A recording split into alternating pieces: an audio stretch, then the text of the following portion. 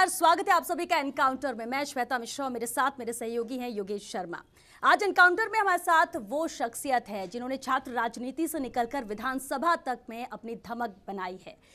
बड़ी पार्टी के साथ जुड़े रहे, लेकिन जब मन नहीं मिला तो अपनी नई पार्टी बना ली। जी हाँ, हम बात कर रहे हैं हनुमान बेनीवाल की।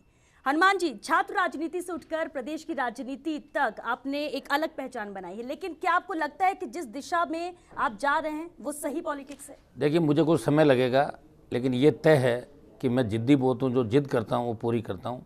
जब मैं स्कूल में पढ़ता था तो विश्वविद्यालय का अध्यक्ष बनने की सोची थी, और मेरे पिताजी भी विधायक थे, 2-3 बार 5 बार चुनाव भी उन्होंने लड़े।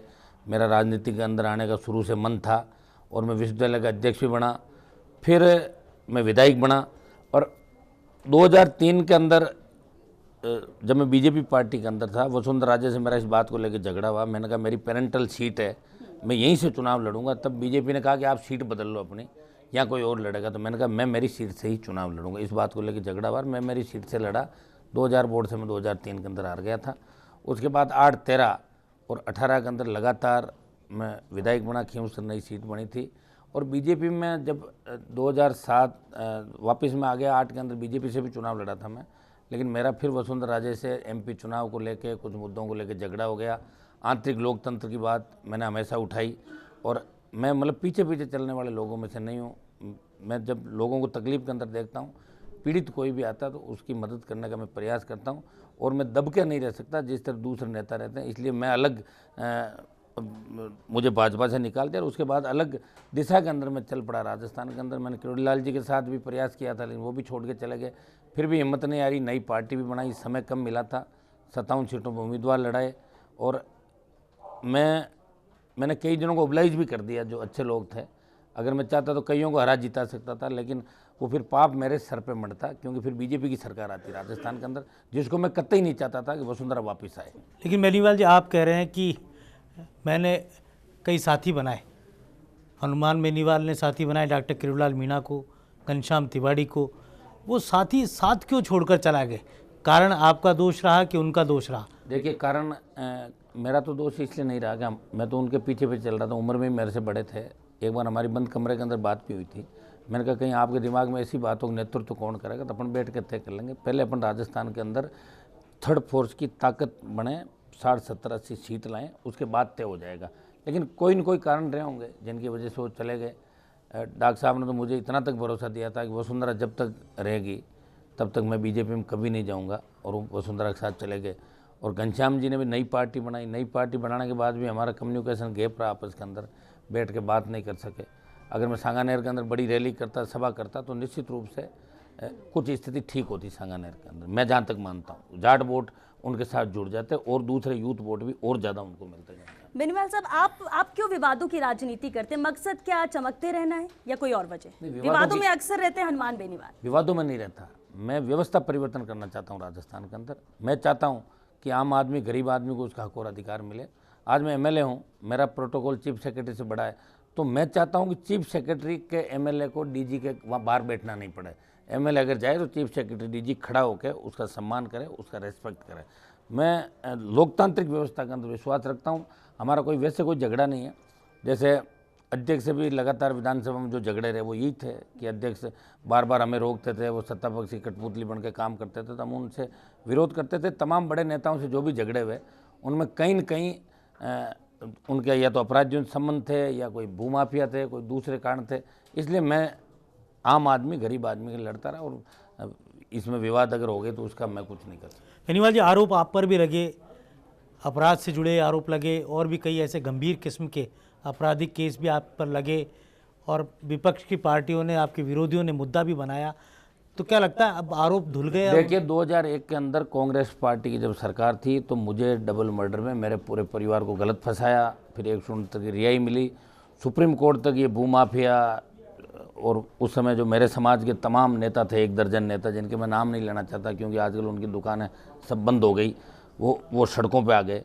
वो तमाम नेता उस समय, आज से 18-19 साल पहले, मेरे परिवार को बर्बाद करने के लिए तुले हुए थे। लेकिन भगवान की कृपा मेरे ऊपर थी, न्यायपालिका पे मुझे पूरा भरोसा था कि हाई कोर्ट, सुप्रीम कोर्ट और सब जगह में बरी हुआ उस मामले के अंदर। ये झूठा मुझे उस समय 2001 के अंदर फंसाया था। फिर वसुंधरा जी की जब सरकार बनी तो इन्होंने भी मुझे कई मामलों के अंदर 3 से 8 और 13 से 18 झूठे मुकदमे दर्ज किए, लेकिन सरकार मुझे गिरफ्तार नहीं कर पाई क्योंकि एक भी आरोप साबित नहीं हुआ। ज़्यादातर हाई कोर्ट से केस क्वेश हो गए और या अगर कोई पेंडिंग है तो उनमें भी करीब करीब FIR लगे, अगर कोई बचे हुए हैं तो बिना उसके गवाहों के तो रहेगा नहीं।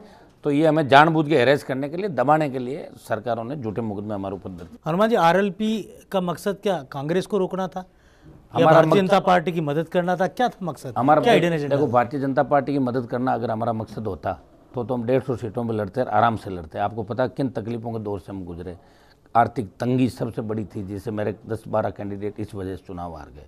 ये तो मैं जवानों को धन्यवाद दूंगा कि मैं राजस्थान के अंदर एकमात्र ऐसा नेता था जो अपने इलाके के अंदर वोट मांगने नहीं गया। सचिन पायलट भी घूम रहे थे, गहलोत गली गली घूम रहे थे, वसुंधरा हर दिन सेकेंड डे अपनी कॉन्स्टिट्यूंसी में घूम रही थी, लेकिन हनुमान बेनीवाल राजस्थान के उन तमाम जिनको मैंने टिकट दी RLP से, उनको जिताने के लिए 50 से ज़्यादा जगहों पे मैंने मीटिंगें की, राजस्थान के कठुमर से लेके और बाड़मेर तक के दौरों के अंदर, बीकानेर पीलीभंगा से लेके और झुंझुनू जिले तक। तो मैं ये चाहता था कि मेरे भरोसे पे जो चुनाव लड़ रहे हैं उनको मैं जिताऊं। और हो सकता था कि इसके अंदर मैं इलाके में टाइम नहीं दे पा रहा था, मेरी हार भी हो सकती थी, लेकिन मेरी कॉन्स्टिट्यूंसी के लोगों ने मुझे विश्वास दिया कि हनुमान जी आप बाहर रहना, अब की बार चुनाव पूरा विधानसभा क्षेत्र लड़ेगा, आप बाहर जाओ, हम खींवसर को संभालेंगे। हनुमान जी, आप कह रहे हैं कि आर्थिक तंगी थी, फिर हनुमान बेनीवाल का हेलीकॉप्टर किसने उड़ाया, वो पैसे कहाँ से आए? सुनो, हेलीकॉप्टर तो मेरा इतना बड़ा जो मैंने पार्टी भी बनाई है, पार्टी का RLP का बैंक अकाउंट भी, खाता भी हमने खुलवाया, कुछ लोगों ने जन सहयोग भी किया। और हेलीकॉप्टर उड़ाने में कौन से कोई 100 करोड़ रुपए थोड़ी लग गए। तो हेलीकॉप्टर का तो 7 दिन ही उड़ा पाया ना मैं। अगर कोई मदद करता तो 2 महीने उड़ता मेरा हेलीकॉप्टर, 3 महीने उड़ता, 4 महीने उड़ता। तो अगर हेलीकॉप्टर मदद अगर भारतीय जनता पार्टी मेरी करती तो निश्चित रूप से ये अप हो जाता मामला सारा, BJP सरकार के अंदर आती। लेकिन मुझे मदद नहीं लेनी थी किसी से, मुझे मेरे दम पे मुझे धोखा भी नहीं देना था राजस्थान के जवानों किसानों का। देखो, ज़्यादातर लोग मंत्री की दौड़ के अंदर होते हैं स्टेट के अंदर। मैंने देखा बड़े से बड़े नेताओं को कि उनकी सोच मंत्री और लाल बत्ती होती है। मैंने मंत्री और लाल बत्ती को ठुकराया 2003 से लेके। मैं जिद्दी हूँ, वसुंधरा से टकरा गया, फिर टकराया, फिर गहलोत से टकराया और अब फिर टकरा गया, और अब मैंने सचिन पायलट को सपोर्ट किया। अब आप बताओ, मुझे पता था लेकिन मैंने कहा नहीं, क्योंकि अशोक गहलोत ने हमारे जो कौम के कई नेताओं का नुकसान किया, इसलिए मेरे मन में नहीं बैठा, जो मेरे मन में बैठा मैंने कर दिया। हनुमान बेनीवाल भारतीय जनता पार्टी के नेताओं के खिलाफ तो बोलते हैं, लेकिन हनुमान बेनीवाल RSS के खिलाफ नहीं बोलते। और ये इतिहास है कि संगठन महामंत्री रहे प्रकाश चंद के साथ आपका बहुत नज़दीकी संबंध रहे, आपकी शादी में भी वो आए, उस बग्गी में भी बैठे जिसमें आपकी बारात जा रही थी। ऐसी कई बातें हैं जो आपके संघ के साथ पुराने संबंधों को जोड़ती है। देखिए, ऐसा कोई नहीं है। जब मैं BJP में था तो सारे BJP के लोग शादी में आए थे, कांग्रेस के भी 2 दर्जन मंत्री आए थे।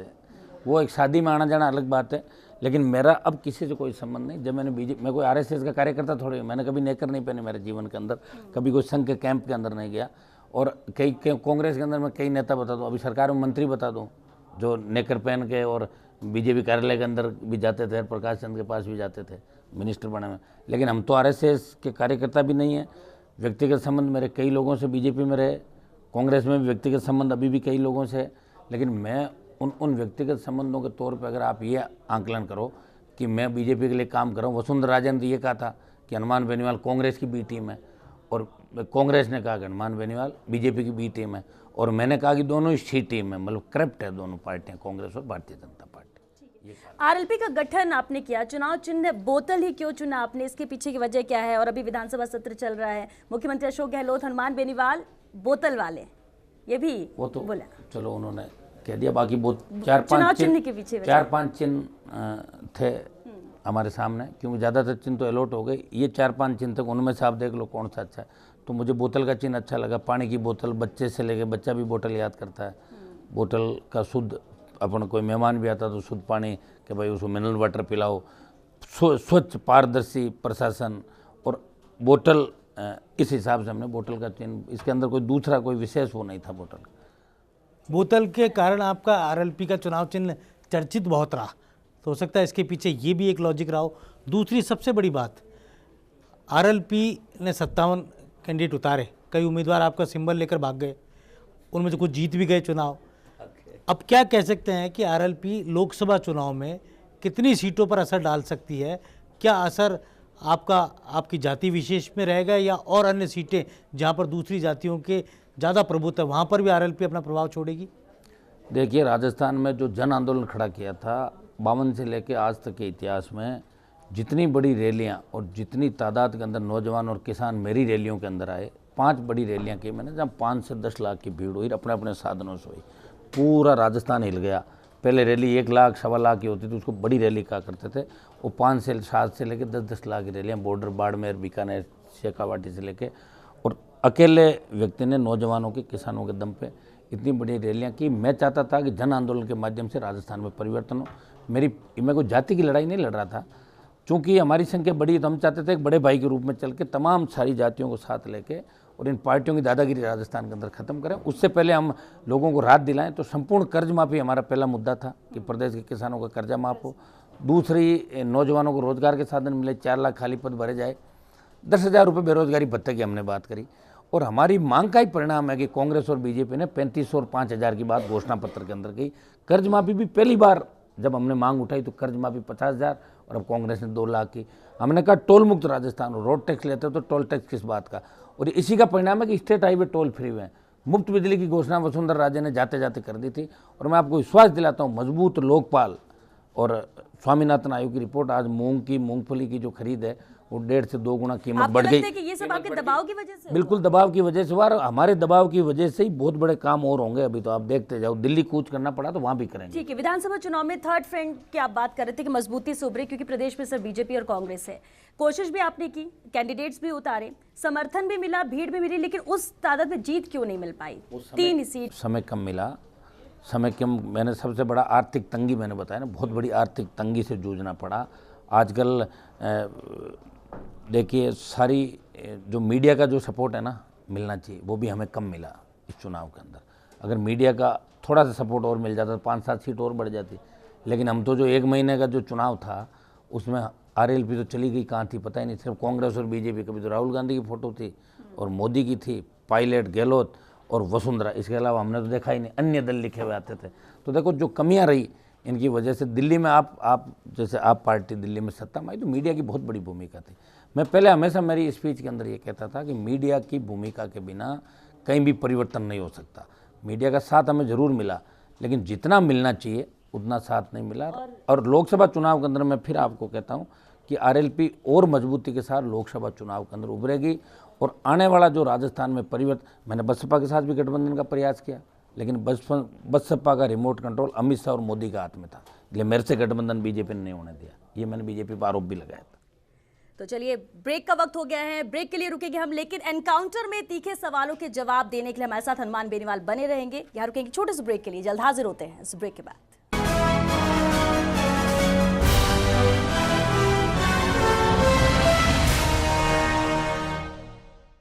ब्रेक के बाद आपका स्वागत है। चलिए, एनकाउंटर में हनुमान बेनीवाल से कुछ और अहम सवाल लेते हैं। बेनीवाल साहब, आप पर आरोप है कि आप जाति विशेष की राजनीति करते हैं।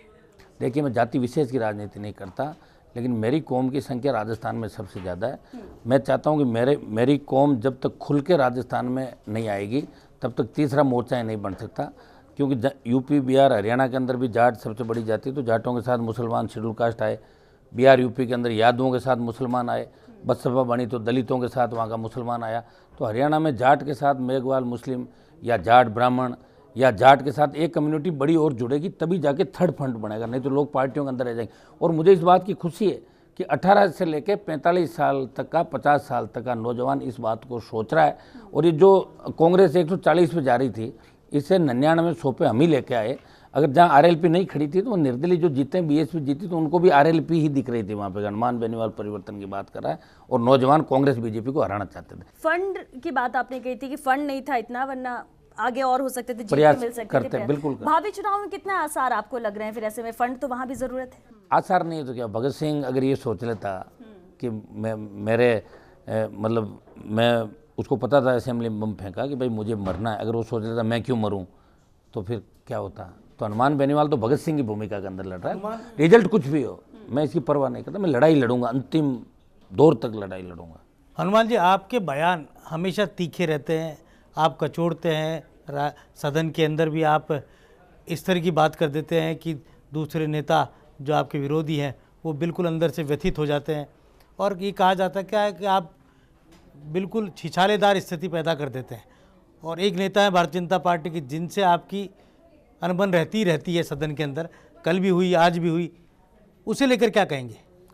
नहीं, उनका तो वो एनकाउंटर जब हुआ था ना दारा सिंह का, उस मामले से लेकर वो परेशान है, क्योंकि मैंने बहुत पीछा किया था उनका, और उनको जेल में डलवाने के अंदर अगर जो माहौल बनाया, नहीं तो वो मामला 10 का 10 हो जाता, वो FIR लग जाती है एक तरीके से। तो उस बात का उनके मन में कहीं ना कहीं मलाल है इस बात का। और दूसरा, जिन तमाम जाट नेताओं ने उनके साथ राजीनामा किया था, मैंने उस समय विरोध किया कि राजीनामा इस व्यक्ति के साथ मत करो, तो उनको कहीं ना कहीं इस बात का हमेशा रहता कि हनुमान बेनीवाल ने मेरे रोड़ा अटकाया, तो बात बात पे खड़े हो जाते। बाकी मेरा उनसे कोई व्यक्ति के ज़मीन का झगड़ा नहीं है। वो किसानों के विरोधी रहे हैं और किसान विरोधी राजनीति करते हैं, हम किसानों के पक्ष की राजनीति करते हैं, तो इसलिए बात हो जाती है, कोई बात नहीं। लेकिन यूनिवर्सिटी की छात्र राजनीति से लेकर छात्र संघ अध्यक्ष से लेकर विधानसभा तक के सफ़र में बयानबाजी, कंट्रोवर्सी, नारेबाजी, ये हनुमान बेनीवाल के इतिहास से जुड़ी बातें हैं जो चर्चित भी रही और विवादित भी रही। ऐसा है, देखिए, अगर मैं गलत कहीं होता तो आप तो जानते हो कि वसुंधरा राजे से 5 साल झगड़ा नहीं कर पाता। कांग्रेस पार्टी नहीं लड़ी थी CM से, मैं ही लड़ा था। कांग्रेस के लोग तो पर्ची लेके मुख्यमंत्री घर पे बैठे, मैं तो सारे कांग्रेस के नेताओं को देखा कि CM से मिलने के लिए किस तरह टाइम मांगते थे। हम तो स्वाभिमान से लड़े, और उसी का परिणाम है कि भगवान की कृपा हमारे ऊपर रही। हार्डकोर अपराधियों को जेल से छोड़ा, झगड़े रहे, लेकिन बाल भी बांका नहीं हुआ, आपको सारी बातें पता है। और विवाद तो जो सच्चाई का साथ देगा तो विवाद उसके साथ अपने आप हो जाएगा। लेकिन अगर हम गलत होते तो, अगर कोई गलत काम करते तो कहीं ना कहीं सरकार हमें उलझा देती। आप ये मानते हैं कि आपने जो कुछ किया अब तक सही है, विवादों और ऐसी स्थिति बन जाती है और लोग इस तरह की बात करते हैं, आरोप लगाते हैं। क्या माना जाए, प्रदेश की राजनीति की बात की जाए तो हनुमान बेनीवाल की जो भूमिका, जो एक इमेज बनी है, वो रॉबिन हुड की बनी है। ये बाय चांस है या बाय चॉइस है? अजी ऐसा कुछ भी नहीं, रॉबिन हुड मैं तो अपने आप को मानता नहीं। मैं तो एक आम आदमी मानता हूँ। मैं 24 घंटे जन सुनवाई करता हूँ, हर जाति के लिए जाता हूँ, हर व्यक्ति के लिए जाता हूँ, जहाँ भी मुझे बुलाए वहाँ भी जाता हूँ। यूपी, हरियाणा से लेकर, हरियाणा के अंदर जब जाट आरक्षण आंदोलन चला तो मैं वहाँ भी गया था, जब निर्दोष बच्चों पर गोलियाँ चलाई गई। कहीं भी मेरी आवश्यकता होगी मैं जाके खड़ा हो जाऊँगा। और आप तो वोट डालते हुए देखते हो, हम लाइन में खड़े होकर कानून नियमों की भी पालना करते हैं। अभी आप ये पूछोगे लाल बत्ती, तो मैं लाल बत्ती सिर्फ इसलिए लगाता था कि चीफ सेक्रेटरी, कलेक्टर लाल बत्ती नहीं लगा सकते, वो MLA से प्रोटोकॉल में नीचे होते हैं। मैंने कहा MLA प्रोटोकॉल में बड़ा है, ये लगाएंगे तो हम भी लगाएंगे। अब सबकी बत्तियाँ उतर गई देश में, तो हमने भी उतार दी। कानून का भी सम्मान करते हैं, कानून का सम्मान। फिर क्यों चौधरी अजीत सिंह की पार्टी के साथ आपकी पटरी नहीं बैठी? RLD और RLP एक साथ नहीं आ पाए? वो चौधरी जयंत के साथ क्यों नहीं पटरी बैठी? वो तो खुद ही गए ना, मेरा उनसे क्या। मैं तो मेरी रैली में आमंत्रित, ना वो तो मेरी रैली में मैंने आमंत्रित सब लोगों को किया। मेरी रैली के अंदर तो मैंने कहा अशोक गहलोत और सचिन पायलट भी अगर आना चाहे किसानों के मुद्दों को लेके तो वो भी आ सकते हैं रैली के अंदर। वो तो जन आंदोलन था, पार्टी तो जयपुर में बनी थी, उससे पहले 4 रैलियां हुई थी। हमने तो कहा पायलट गहलोत भी आमंत्रित है, अगर किसान के मुद्दे पे वो आना चाहे तो स्वागत है उनका भी। हर उस नेता का स्वागत है जो हनुमान बेनीवाल के साथ मिलके कर्ज माफी और राजस्थान के अंदर परिवर्तन की बात कर रहा है। अजीत सिंह का बेटा बार बार मैसेज भेज रहा था मुझे बुलाओ, मैंने बुलाया या मेरे पक्ष का भाषण दिया, 2 सीट में जाके समझौता कर लिया, तो मैं क्या कर सकता हूँ। हनुमान बेनीवाल कहते हैं कि वो किसानों के साथ है, किसानों के हक की बात करते हैं, जो भी उसके साथ जाएगा वो उसके साथ है। क्या मौजूदा सरकार को सपोर्ट मिलेगा हनुमान बेनीवाल का? जनता के हित की बात होती है, किसानों की बात होती है। देखिए अभी तो शुरुआत है, और जो हमारे मुद्दे हैं संपूर्ण कर्ज माफी, जो जन आंदोलन के हमारे मुद्दे थे, उनको तो हम पुरजोर तरीके से, कल से आप देखना, उनको पुरजोर तरीके से उठाएंगे। दोनों सरकारें, दोनों को हरा के हम लोग आए और हम विपक्षी भूमिका निभाएंगे, हम सरकार के साथ भी नहीं रहेंगे। सचिन पायलट को जरूर डिप्टी CM जो है बने, उनको मैंने CM के लिए सपोर्ट किया था। अगर उनको मुख्यमंत्री बनाते हैं तो मेरा समर्थन रहेगा बाहर से बिना शर्त, ये मैंने कहा था। और आज अध्यक्ष के लिए तो सारा एक सर्वसम्मति से होता हुआ था। बाकी इस सरकार को कोई हमारा सपोर्ट नहीं। अगर मुझे सपोर्ट ही करना होता डॉक्टर CP जोशी को आपने सपोर्ट किया? हाँ किया था ना, 2008 में ज्वाइन कर लेता, फिर तो 99-98 में कांग्रेस ज्वाइन कर लेता, मुझे कौन रोक रहा था। आपने कहा बेनीवाल जी कि मैंने कई नेताओं को हारने से बचाया, अब मैं चाहता तो वहाँ RLP के उम्मीदवार खड़े कर देता, लेकिन आपने अपने 2 स्वजातीय नेताओं को नहीं बचाया, वो डॉक्टर हरि सिंह और रामेश्वर डूडी। नहीं, रामेश्वर डूडी आपने वहाँ उम्मीदवार उतारा, हरी सिंह जी के खिलाफ आपने उम्मीदवार उतारा, दोनों चुनाव लूज कर गए। वो उसकी वजह से थोड़े ही कर गए। रामेश्वर डूडी के लिए आपने वजह भी कुछ और आपके बताई। फुलेरा में आपके कैंडिडेट ने 9,000 आपने वोट कहा कि लिए उनको अंदर से हराया गया। और तकरीबन 6,000 के अपने भी आसपास वोट नोखा में आपके कैंडिडेट ने लिए। 4,000। हार के कारणों में आरएलपी के वोट बैंक का भी असर रहा। ऐसा है कि देखो, ऐसे तो मैंने पार्टी बनाई है, तो सारी जगह अगर मैं ओबलाइज करता लोगों को, फिर मैं क्या लेता भाई। जहाँ ठीक लगा, जहाँ मुझे लगी वहाँ मदद कर दी, नहीं लगा और लड़ लेंगे। अभी को क्या उम्र हुई है हमारी। हनुमान जी, रामेश्वर डूडी के साथ आपकी जुगलबंदी पिछले विधानसभा में अभी भी मेरी सहानुभूति है उनके साथ, पूरी हार के साथ। फिर आपने इतना बड़ा निर्णय ले लिया। मैंने थोड़े हराया उनको, आरएलपी का वो तो 8-9 हज़ार से हार गए। वो भी उनके परिवार के सदस्य। अजीब, वो तो बहने नहीं, वो तो खुद ही उनका ही आपसी पारिवारिक मामला है, मेरा उसमें कोई भूमिका नहीं है। सिंबल आपकी पार्टी का क्या है? मैंने तो कोशिश की थी कि आपस में बिठा दें उन दोनों को, बैठे नहीं, वो प्रयास किया था मैंने प्रयास किया कि उनको बिठा के। हरी सिंह जी के खिलाफ तो आप प्रचार में भी गए। हाँ गया था ना, मैं तो मेरी कैंडिडेट के खिलाफ गया। हरी सिंह जी कौन है? हरी सिंह जी खिलाफ, हरी सिंह जी कोई इतने बड़े नेता नहीं राजस्थान के अंदर, वो मेरा कैंडिडेट था, मैं प्रचार करने गया उनका। ठीक है, और आपने कहा 57 सीटों पर आपने अपने लेकिन कैंडिडेट रामेश्वर उतारे। डूडी के लिए मैंने प्रयास किया कि उनको आपस में समझौता कराए दे, मैंने कोशिश की थी पूरी। उनके हार की वजह क्या मान रहे हैं आप? उनके हार की वजह खुद ही है, रामेश्वर डूडी खुद है। इलाका ही छोड़ के तो हारेंगे और क्या है भाई। इलाके में रहोगे जब भी तो जीतोगे आप 5 साल ध्यान दिया नहीं, कुछ लोगों से घिरे रहे तो हार गए। रामेश्वर डूडी क्या, इंदिरा गांधी भी हार गई थी, बड़े बड़े हार गए देश में। कई यहाँ थे जो रजाई ओढ़ के सो गए, चले गए बेचारे। ब्यूरोक्रेसी के लोग भी आके चुनाव लड़ते हैं, उसको लेकर क्या करेंगे? आपने भी 1-2 लोगों को टिकट दिए थे। ब्यूरोक्रेसी के लोगों को मतलब कामयाब नहीं होते वो आगे ज़्यादा, लड़ते जरूर है कि उनको शौक रहता, ब्यूरोक्रेसी में पावर रहती है तो बाद में एमएलए बन के मतलब पावर मेरे लोग सलाम करते रहे, इसलिए लड़ते हैं। बाकी उनका कोई सेवा का मकसद नहीं होता ब्यूरोक्रेसी में, पावर बने रहे बस, सलाम गाड़ी घोड़े इसके लिए करते हैं।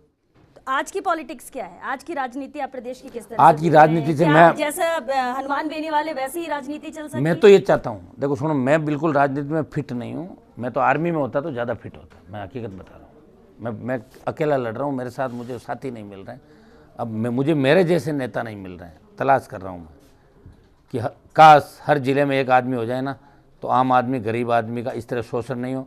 थाने तहसील के अंदर गरीब आदमी जब जाए तो थानेदार तहसीलदार उसको आराम से बिठा के उसकी इज्जत करे, उसके मान सम्मान को ठेस नहीं लगे। ऐसी व्यवस्था हनुमान बेनीवाल राजस्थान के अंदर। बेनीवाल जी, क्या फिगर मानते हैं अगले लोकसभा चुनाव में आरएलपी का और कांग्रेस और बीजेपी दोनों का? सदी हुई बात। देखिए, एक बार मेरा तो मैंने बता दिया, जो दिक्कत सबसे बड़ी हमारे सामने रहेगी, लेकिन प्रयास हम पूरा करेंगे, मजबूती के साथ लड़ाई लड़ेंगे। लेकिन अब इसका पूरा तो क्लियर महीने भर के अंदर होगा कि 5 सीटों को आप 5 सीटों को फोकस कर रहे हैं आप? नहीं, अभी कोई ऐसा तय नहीं किया, लेकिन प्रयास मजबूती से लड़ेंगे लोकसभा के चुनाव। जो कमियां अगर विधानसभा चुनाव के समय रही, हमने पहले विधानसभा चुनाव के अंदर भी कहा था कि हमारा सत्ता प्राप्ति मकसद नहीं है, वसुंधरा गहलोत मुक्त राजस्थान चाहते हैं और जन आंदोलन के माध्यम से किसान जवानों को न्याय दिलाना चाहते हैं। जन आंदोलन करके हम सत्ता के पास पहुंचना चाहते थे। बहुत कम समय मिला था, वो भी एक बड़ा कारण था। अगर महीना 1.5 महीना पहले का हो जाता तो निश्चित रूप से कुछ सीटें और बढ़ती, हमारी समय की कमी थी। चलिए ठीक है कि समय की कमी आपने बताया विधानसभा चुनाव में थी, लेकिन वो वजह अब लोकसभा में नहीं बनेगी। पहले से तैयारी करेंगे आप लोग जिस तरह से लोकसभा में अच्छा रिजल्ट हम लेके आएंगे। आप खुद मानोगे कि अच्छा रिजल्ट आरएलपी लोकसभा के अंदर लेके आए। लेकिन ठीक है, कैंडिडेट्स की आप बात कर रहे हैं, विधानसभा चुनाव में आपकी सीट में आपके सामने आप ही के परिवार के सदस्य खड़े थे विरोध में। वो तो हो जाते हैं, वो तो आजकल घर घर की कहानी है, उसमें क्या है। आजकल मौका लगना चाहिए लोगों को, हो जाते हैं। बच्चे हमारे बच्चे थे, वापस बैठ गए, खड़े थे तो पता ही लग गया होगा कितने वोट आए उनके। ठीक है, हाँ। हनुमान बेनीवाल खुद भी चुनाव लड़ रहे हैं नागौर से? ना, अभी कोई ऐसा मंशा नहीं। बैठ के करेंगे बात सारी। एक बार हमारी कोर कमेटी की बैठक करेंगे आरएलपी की, उसके बाद ही तय करेंगे। नरेंद्र मोदी को लेकर क्या सोचते हैं? नरेंद्र मोदी का अगर सपोर्ट करना पड़े, आरएलपी के 1-2 सांसद अगर जीतते हैं। मेरा तो नरेंद्र मोदी और राहुल दोनों से कोई मतलब नहीं मुझे। मैं तो न तो नरेंद्र मोदी से कभी मिला और न राहुल से मिला, न बीजेपी के किसी मंत्री से मिला, न कांग्रेस के किसी राष्ट्रीय नेता से आज तक मिला। लेकिन एक बात दिल्ली आपने जाता ही कही नहीं थी हूँ। हनुमान जी, एक बात आपने कही थी जब मुख्यमंत्री को लेकर कांग्रेस में चल रहा था, कौन मुख्यमंत्री का चेहरा होगा। आपने एक तरफ तो बात कही कि सचिन पायलट को आप सपोर्ट करेंगे, दूसरी तरफ आपने ये भी कहा था कि अगर अशोक गहलोत बनते हैं तो पीएम राहुल नहीं बन पाएंगे। देख लेंगे, ऐसी बात अगर कहीं तो हो सकता है कि सही हो। अब आगे देखेंगे ना, इस बात का तो सारा खुलासा समय समय पे करते रहेंगे। आप बुलाते रहना हमारे को वापस। ठीक है, यानी कि इसका जवाब आप बाद में देंगे, देते आने वाले वक्त में देंगे, आप ये कह रहे हैं। हनुमान बेनीवाल के साथ हमारी बात हुई एनकाउंटर में, और जैसे तीखे सवाल हमने उनके साथ किए, वैसे ही सवालों का सदे हुए अंदाज में हमें जवाब भी मिला। हालांकि कई बातों को गोल मोल कर गए अपने उसी अंदाज में जैसा छात्र राजनीति के अंदर उनका अंदाज रहा है, सदन के अंदर उनका अंदाज रहा है। आगे भी इसी तरह हम एनकाउंटर में फिर किसी नई शख्सियत के साथ आपसे रूबरू होंगे।